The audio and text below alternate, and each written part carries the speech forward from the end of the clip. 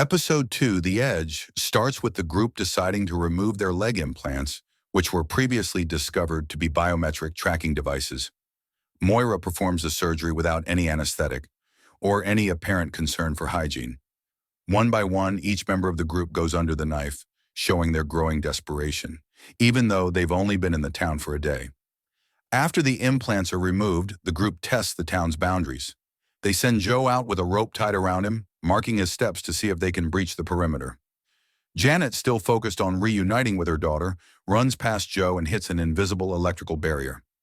We see just how far Janet is willing to go to escape, even if it means enduring significant pain. Back at the hotel, Janet recovers from her collapse. She begs the camera for information about her daughter, saying she'll do whatever is needed. Joe, creeping in the doorway, overhears everything. They chat about how the room has been mysteriously fixed and cleaned. They then head off to meet the others for lunch. But it's clear the only lunch Joe wants is a dish of creepy pasta. Over lunch, the group debates their next move. Shannon explains that Janet was hit by a microwave-based pain gun. Shannon explains that her father, a high-ranking government official with secrets, sent her to the town to keep her quiet. Bill and Cameron suggest beating up the night manager for information, but Joe quickly vetoes the idea. The group agrees to search the town for maps or any other helpful information instead. Tensions reach a boiling point when Bill and Cameron, drunk at the hotel bar, decide to attack and torture the night manager for answers. Meanwhile, Shannon and Moira go shopping for dresses. In a rebellious move, Shannon undresses in front of a camera, taunting their captors. Despite the earlier desperation for escape, no one seems focused on recon, even though they were willing to let Moira plunge a knife in their legs just hours earlier. Back in her room, Shannon finds a plant next to another fortune. Moira checks it out and notices that on the plant is a chrysalis, which triggers Shannon's paranoia. Shannon finds it curious that Moira knows this detail, despite it being something every kid learns in third-grade science. Meanwhile, Janet discovers a new fortune in her room, next to a 38. She then sees pictures of her daughter, and it becomes clear what her captors want her to do. At the edge of town, Bill and Cameron drag a bloodied night manager out, planning to push him to the perimeter in hopes of deactivating the pain gun, a string of words never uttered before in human history.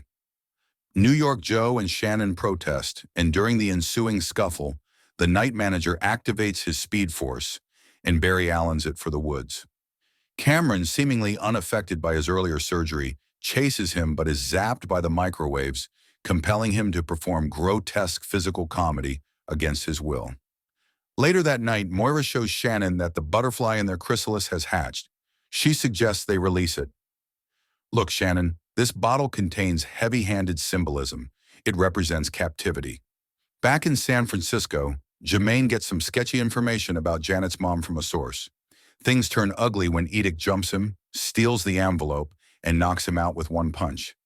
Edic is basically One Punch Man in this show, so get ready to drink whenever he does that also. As a storm hits the town, the group gathers at the Shanghai Palace to make sense of their situation. Suddenly, there's an explosion, and they run outside and find a van. They decide to hotwire it, while Moira distracts the kitchen staff by going full Karen on them. The group eventually drives off into the woods thinking they've made it. Back in San Francisco, Jermaine's editor stops by his place.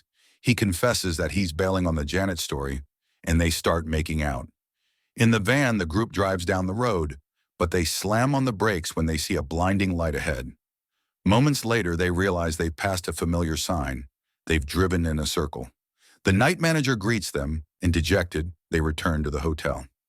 The next day, Moira helps Shannon release the butterfly, a rare moment of beauty in their grim setting, until it's zapped by electricity. Moira then confesses that she isn't a nurse, but rather a former mental patient. Back in her room, Janet debates whether she should kill Joe in exchange for her freedom. Her phone rings. It's Megan. But before she can speak to her daughter, her mother takes the phone, claiming there's too much static, and the line goes dead. Furious, Janet picks up the gun and walks into Joe's room. She hands him the fortune. Joe pleads for his life, and we hear gunshots. There's a close-up of Joe's face, but he's fine. Janet had shot the camera instead. In the final scene, the broken camera recedes into the ceiling, only to be replaced by a new one. And that's episode 2 of The Edge, where desperate times call for bad surgery, invisible walls, and camera shooting over cold-blooded murder. Also, surprise, Moira's no nurse, just an ex-mental patient with scalpel privileges. Makes total sense.